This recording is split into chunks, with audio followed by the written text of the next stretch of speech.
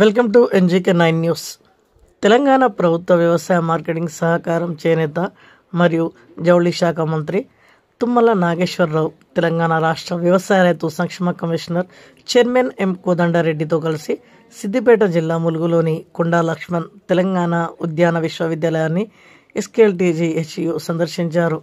ఈ సందర్భంగా మంత్రి తుమ్మల నాగేశ్వరరావు ఇతర ప్రముఖులతో కలిసి కొండా లక్ష్మణ్ బాపూజీ విగ్రహానికి పూలమాలలు వేసి నివాళులు అర్పించారు. తర్వాత విశ్వవిద్యాలయ ప్రాంగణంలోని కేంద్రీకృత భోజనశాలను ప్రారంభించారు. విశ్వవిద్యాలయ వరంలో అరుదైన మొక్కలను నాటారు. ఈ మొక్కల పేరు పచీరా, దీనిని డబ్బు చెట్టు అని పిలుస్తారు. సిద్దిపేట జిల్లా collector K Haimavathi IAS, Telangana రాష్ట్ర వ్యవసాయ రైతు సంక్షేమ కమిషనర్ బోర్డు సభ్యురాలు ఎం రఘునందన్ రావు, భవానీ రెడ్డి కూడా ఈ కార్యక్రమానికి హాజరయ్యారు. కాబట్టి మేము ఆలోచిస్తాం, సమాజం కూడా, రైతాంగం కూడా ఆలోచన చేయాలి, అధికార యంత్రాంగం కూడా మనసు పెట్టాలి. హార్టికల్చర్ని మనం ఇంప్రూవ్ చేసుకుంటే అనేక సమస్యలకు పరిష్కారం జరుగుతుంది. ఈ సమాజానికి, దేశానికి, ప్రజానీకానికి ఏ పంట అవసరం ఆ పంట పండిస్తే రైతు కూడా లాభం. ఇప్పుడు పెద్దలు చెప్పారు, ఆయిల్ పామ్ 1,00,000 కోట్లతో ఇంపోర్ట్ చేసుకుంటున్నాం. 1,00,000 మెట్రిక్ టన్నులు కావాల్సి వస్తే మన దగ్గర 3.5 లక్షల మెట్రిక్ టన్నుల కంటే ఎక్కువ ఉత్పత్తి కావట్లేదు. దేశం మొత్తం మీద నాకు తెలిసి 13 లక్షల ఎకరాల కంటే ఎక్కువ లేదు. 70 లక్షల ఎకరాలు వేస్తే మనం కొంతవరకు స్థాయికి మనం వెళ్ళే అవకాశం ఉంది. అందుకని మేము కేంద్ర ప్రభుత్వం మీద ఏ రకంగా దెబ్బలాడుతున్నాం. నాకు తెలిసి రేపు రాబోయే 3.5 సంవత్సరాల్లో కనీసం 10 లక్షల ఎకరాలకి తెలంగాణలో ఆయిల్ ఫామ్ వస్తుందని చెప్పి సందర్భంగా మనం. అంతేకాకుండా నాకు అవగాహన ఉన్న కాడికి ఇతర రాష్ట్రాల్లో పండే పంటలు కూడా మనం ఇక్కడ ప్రపోజ్ చేయాలి, రైతుల్ని మోటివేట్ చేయాలి. ఆ శాఖాపరంగా నేను తీసుకోవాల్సిన జాగ్రత్తలన్నీ కూడా తీసుకొని, ఇందాక జాతి కూడా మన దగ్గర పండుతుంది, దానికి డిమాండ్ ఉంది. ఒక్క ఆర్గానిక్ డిమాండ్ ఉంది, అది కూడా మన దగ్గర పండుతుంది. అదేవిధంగా మెకడమియా కూడా పక్క రాష్ట్రాల్లో, కర్ణాటక పక్క బోర్డర్లో పండిస్తున్నారు. ప్రపంచ దేశాల్లో ఏ పంట అయితే మనం దిగుమతి చేసుకుంటున్నామో ఆ పంటలు పండే వాతావరణం మన రాష్ట్రానికి పుష్కలంగా ఉంది.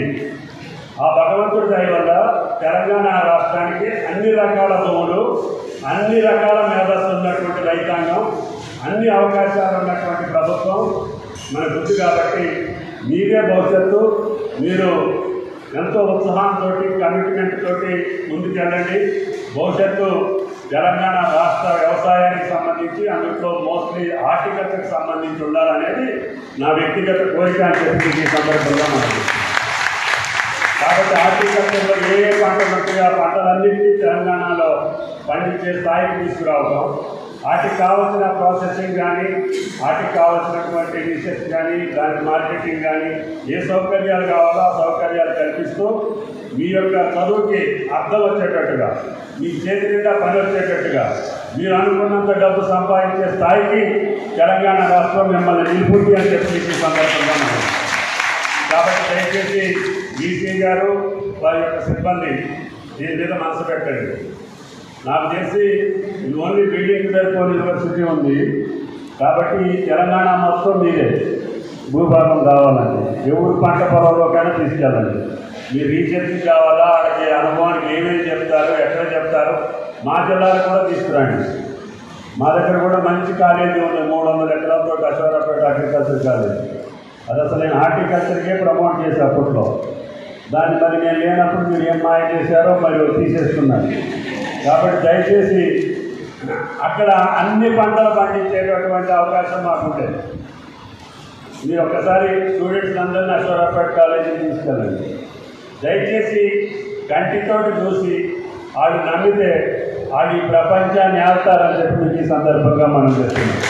కాబట్టి దయచేసి వాళ్ళకి ఆత్మస్థైర్యంతో పాటు, ఆత్మవిశ్వాసంతో పాటు ఆ నమ్మకాన్ని కల్పించి వాళ్ళ భవిష్యత్తుకి బంగారు బాట వేసేదానికి ఈ కొండా లక్ష్మణ్ బాపూజీ విశ్వవిద్యాలయం పనిచేస్తుందని, దానికి కావలసినటువంటి వసతులు, సౌకర్యాలు APC గారితో పాటు నేను కూడా ప్రయత్నం చేసి మా పెద్దల సలహాలతో ముందుకెళ్తామని చెప్పి మీ అందరికీ విజ్ఞప్తి చేస్తూ ఈ అవకాశం ఇచ్చిన మీ అందరికీ ధన్యవాదాలు తెలియజేస్తాను. Thank you. వైస్ ఛాన్సలర్ అయిన తర్వాత తొలిసారి వ్యవసాయ శాఖ మంత్రి తుమ్మల నాగేశ్వరరావు గారితో పాటు మిగతా వాళ్ళందరినీ కూడా ఈరోజు ఇక్కడికి ఆహ్వానించడం జరిగింది. చాలా సంతోషం. ఇది ఈ యూనివర్సిటీ భావితరాలు భావి వ్యవసాయానికి అనేకమైన మార్గదర్శకత్వాలు, అదేవిధంగా ఉద్యాన పంటలలో లాభసాటి వ్యవసాయం చేసుకోవడానికి ఇక్కడ మేము ఈ కొద్ది టైంలోనే చూసిన ప్రకారంగా చూస్తే శాస్త్రవేత్తలు కానీ విద్యార్థులు కానీ అనేకమైన ప్రయోగాలు చేస్తున్నట్టుగా మాకు ఇప్పుడే చెప్పింది.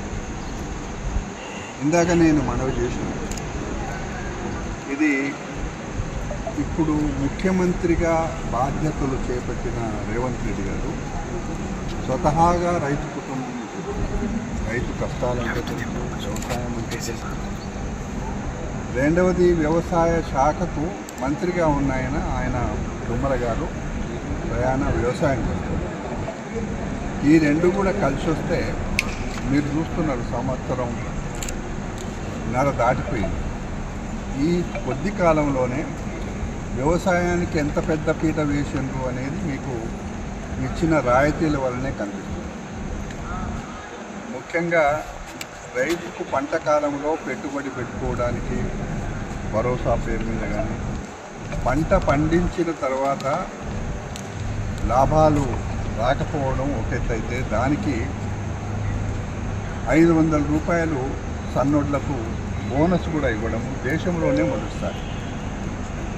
నాకు తెలిసి నా రాజకీయ జీవితంలో మొత్తం భారతదేశంలో తొలిసారి తెలంగాణ రాష్ట్రం ఏర్పడ్డ తర్వాత తొలి ముఖ్యమంత్రి వ్యవసాయానికి పెద్దపీట వేయడమే కాకుండా వేల కోట్ల రూపాయలు అప్పటికే రుణ భారాన పడ్డ రైతులందరికీ రుణమాఫీ చేయడం కానీ, రైతు భరోసా ద్వారా పెట్టుబడి సాయం చేయడం కానీ, పంట పండించిన ఎంఎస్పి సరిపోక ఇబ్బంది పడ్డ రైతులకు బోనస్ ఇవ్వడం కానీ, ఇంకా అన్నిటిని ప్రశంసించుండు, అభినందించుండు.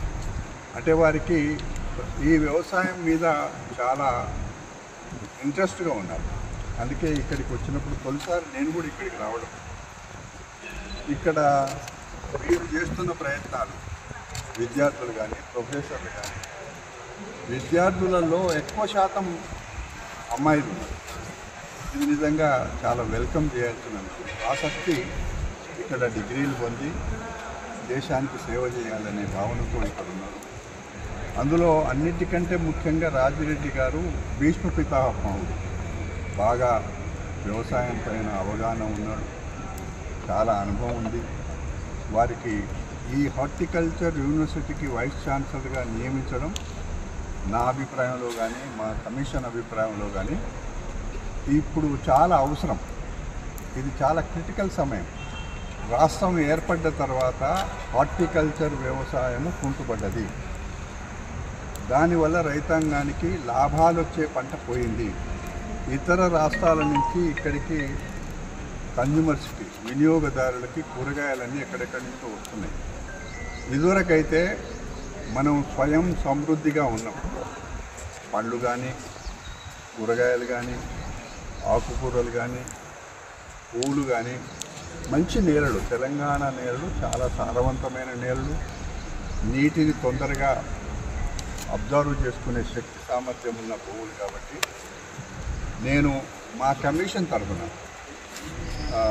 రాజిరెడ్డి గారితో పాటుగా పనిచేస్తున్న ప్రొఫెసర్లు కానీ, సైంటిస్టులు కానీ, ఇక్కడ చదువుకొని ఇప్పుడిప్పుడే డిగ్రీలు పొందబోతున్న విద్యార్థులు కానీ మనసారా కమిషన్ పక్షాన అభినందిస్తున్నా. రాబోయే రోజులలో ఇక్కడనే ఈ యూనివర్సిటీలోనే హార్టికల్చరుకు సంబంధించిన ఒక విస్తృత స్థాయి సమావేశం ఏర్పాటు చేసుకుంటే బాగుంటుందనే అభిప్రాయం, కమిషన్ అభిప్రాయం వారి చెవులో వేసిన వారు దానికి సమ్మతించారు. తొందరలోనే ఈ సమావేశం పెట్టుకొని ఒక సమగ్రమైన నివేదిక తయారు చేసి రాబోయే రోజులలో తెలంగాణలో మొదటి నుంచి కూడా ఒక ఎగ్జాంపుల్ నేను మీకు మనవి చేస్తున్నా.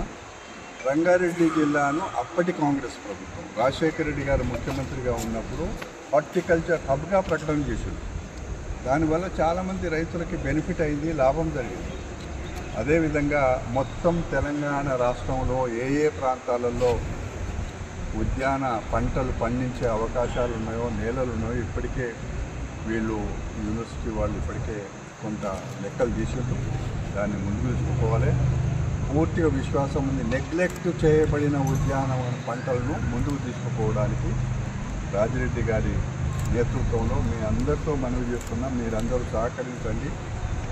ఈ ప్రభుత్వం కూడా దానికి అనుకూలంగా ఉంది. ధన్యవాదాలు.